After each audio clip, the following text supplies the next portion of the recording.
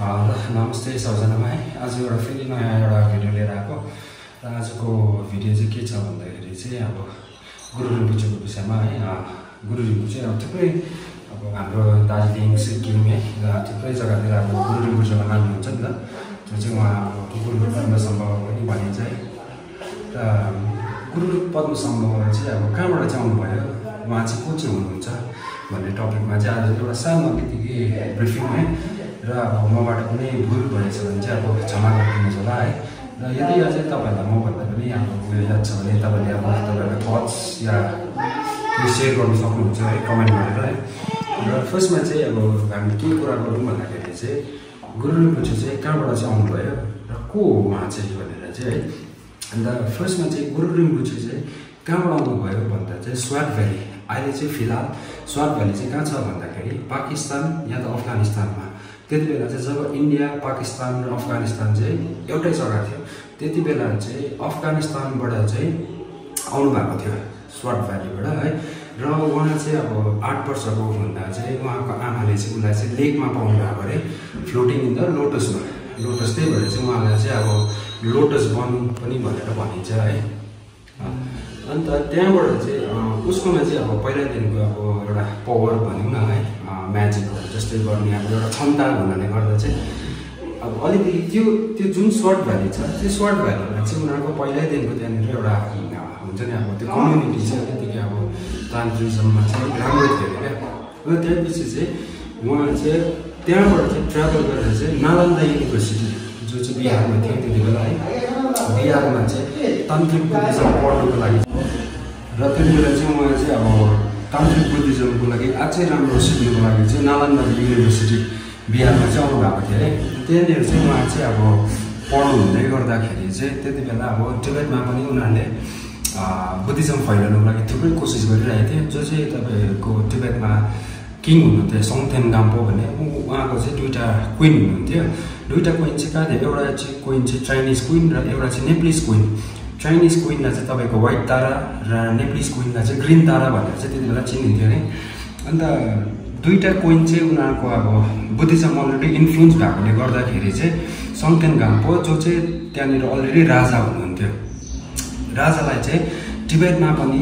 हामीले Buddhism start गर्नुपर्छ भनेर चाहिँ उहाँहरूले कन्भिन्स गरिरहनु भएको थियो गुरु उसको हस्बेन्डलाई भनौँ न है राजालाई सोङथेन गाम्पोलाई तर अब त्यहाँनिर चाहिँ बुद्धिज्मभन्दा अगाडि चाहिँ अलरेडी नै उनीहरूको आफ्नो रिलिजन थियो जसलाई चाहिँ बन भनिन्थ्यो त्यति बेला है अन्त बन चाहिँ एकदमै त्यति बेला अब पावरफुल है एकदमै डेन्जर पुरा तान्त्रिजम गर्ने भएकोले गर्दा चाहिँ राजा चाहिँ बारम्बार फेल भइरहेको थियो त्यहाँनिर किनभने बनले गर्दा उनीहरूले बुद्धिज्मलाई इस्टाब्लिस गर्नु सकेको थिएन त्यो पछि बादमा आफ्टर द सोङथेन गाम्पो उनीहरूको त्यो अर्को राजा थियो जसको नाम चाहिँ त्रिचन लिन्चे दिच्छेन भनेर चाहिँ उहाँलाई चिनिन्थ्यो है र उहाँको टाइममा चाहिँ उहाँले चाहिँ कहाँबाट चाहिँ नाम सुन्नुभएछ गुरु संस्तरिका चाहिँ एउटा अब प्रोफेसर जस्तो हुनुहुन्थ्यो जहाँ चाहिँ नालन्दा युनिभर्सिटीमा एउटा मङ्क जो चाहिँ संस्तरिका र उहाँको नाम सुन्दाखेरि चाहिँ त्रिचन देन्चनले चाहिँ उहाँलाई चाहिँ टिबेट बोलाउनु भएछ क्या टिबेट चाहिँ किन बोलाउनु भयो भन्दा चाहिँ टिबेटमा चाहिँ बुद्धिज्म फैलाउनुको लागि चाहिँ उहाँले चाहिँ त्यो चाहिँ मङ्क संस्तरिकालाई चाहिँ बोलाउनु भएको थियो है र संस्तरिका चाहिँ अब एकदमै बुद्धिज्ममा राम्रो थियो तर उसको अलिकति डिफल्ट के भयो भन्दाखेरि चाहिँ उसले त्यस्तो तान्त्रिजम बुद्धिज्म चाहिँ उसले जान्थेन र जब संस्तरिका टिबेट जानुभयो ऊ चाहिँ बङहरूसँग चाहिँ हार्नु भयो र हार्नु हुँदाखेरि चाहिँ उसले टिबेटमा बुद्धिज्म फैलाउनु सक्नु भएन र त्यति बेला चाहिँ संस्तरिकाले चाहिँ राजालाई चाहिँ सजेस्ट गर्नुभएको सजेस्ट चाहिँ के गर्नुभएको भन्दा चाहिँ तपाईँले चाहिँ गुरु रिम्पोचेलाई चाहिँ टिबेटमा बोलाउनुहोस् भनेर चाहिँ राजालाई कन्भिन्स गराएर चाहिँ त्यहाँदेखिको चाहिँ राजाले चाहिँ गुरु रिम्पोचेलाई चाहिँ टिबेट बोलाएको थियो र गुरु रिम्पोचे चाहिँ अब पावरफुल थियो नि त है अब बुद्धिज्ममा प्लस उसको अब तान्त्रिजम बुद्धिज्म है अन्त उसले एकदम पावरफुल भएकोले गर्दाखेरि चाहिँ गुरु रिम्पोचेलाई चाहिँ त्यहाँ बोलाएको थियो होइन अन्त जाँदै गर्दाखेरि चाहिँ अब बन जो चाहिँ अलरेडी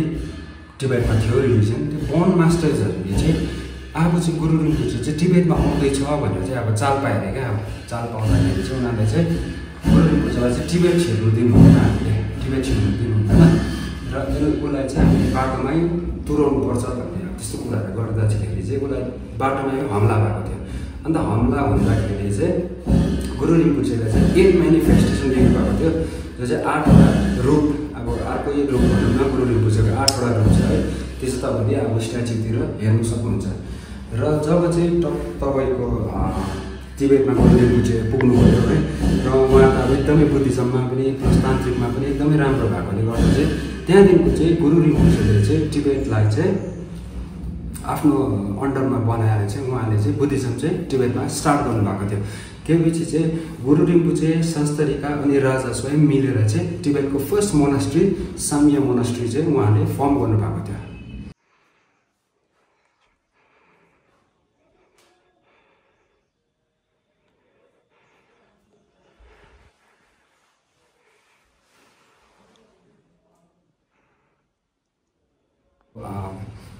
गुरु रिम्पोछेले त्यहाँदेखिको चाहिँ अब तिब्बतलाई आफ्नो अन्डरमा गरेर चाहिँ उनीहरूले फर्स्ट मोनास्ट्री बनाए, जो चाहिँ साम्य मोनास्ट्री। गुरु रिम्पोछे, संस्तरिका र राजा स्वयं मिलेर चाहिँ उहाँले चाहिँ फर्स्ट मोनास्ट्री चाहिँ साम्य मोनास्ट्री बनाउनु भएको थियो। र अहिले हामी अब दार्जिलिङ, सिक्किमहरू, नेपाल है प्रायः मोनास्ट्रीतिर जानुहोस् कि तपाईँहरूले मोनास्ट्री बाहिर यो देख्नुहुन्छ, यो यो यो 4टा पेन्टिङ देख्नुहुन्छ। यहाँ हेर्नुहोस् राम्ररी, यहाँ है, यहाँ पनि छ 2टा। र यो उहाँहरू चाहिँ को हो रहेछ, यो प्रत्येक गुम्बाको बाहिर चाहिँ उहाँहरूको फोटो चाहिँ किन आयो भन्दाखेरि चाहिँ उहाँहरू चाहिँ पहिला चाहिँ बन मास्टर, जो चाहिँ मैले अघि तपाईँलाई भने तिब्बतमा अलरेडी जुन त्यो बन भन्ने रिलिजन थियो, उहाँहरूको चाहिँ त्यो बन रिलिजनको चाहिँ मास्टर्सहरू हुनुहुन्थ्यो। किन जब चाहिँ गुरु रिम्पोछेले जब चाहिँ तिब्बतलाई बुद्धिज्म फैलायो, त्यति बेला चाहिँ सबै अब बनको मास्टर्सहरूलाई गुरु रिम्पोछेले मार्दाखेरि चाहिँ उहाँहरूले चाहिँ त्यति बेला चाहिँ के भन्नुभएको थिएछ भन्दाखेरि चाहिँ आजदेखि हामीलाई माफ गरिदिनुहोस्, आजदेखिको चाहिँ हामी एकदमै नराम्रो काम केही गर्दैनौँ, र जति पनि बुद्धिस्ट मोनास्ट्रीहरू छ, जति पनि बुद्धिस्ट मोनास्ट्रीहरू छ, सबै बुद्धिस्ट मोनास्ट्रीहरूलाई चाहिँ हामी प्रोटेक्ट गर्नेछौँ भनेर चाहिँ उहाँहरू चाहिँ अहिले चाहिँ बुद्धिज्मको प्रोटेक्टरहरू हो। र प्रायः जुनै पनि गुम्बातिर जानुहोस् तपाईँले यो 4टा पेन्टिङ देख्नुहुन्छ, उहाँहरू चाहिँ प्रोटेक्टर्स अफ बुद्धिज्म अहिले चाहिँ। र यति नै मैले अब सानो एउटा भिडियो बनाउनु कोसिस गरेको थिएँ तपाईँलाई, सायद मनपर्छ मन पर्दैन है। Please don't forget to like, share and subscribe है, अनि प्लिज फलो गरिदिनुहोस् होला। अनि अब यस्तै राम्रो अब हिस्ट्री जेनरल नलेजको लागि भिडियोहरू हेर्न चाहनुहुन्छ भने चाहिँ प्लिज फलो गरिदिनुहोस् है। Thank you so much.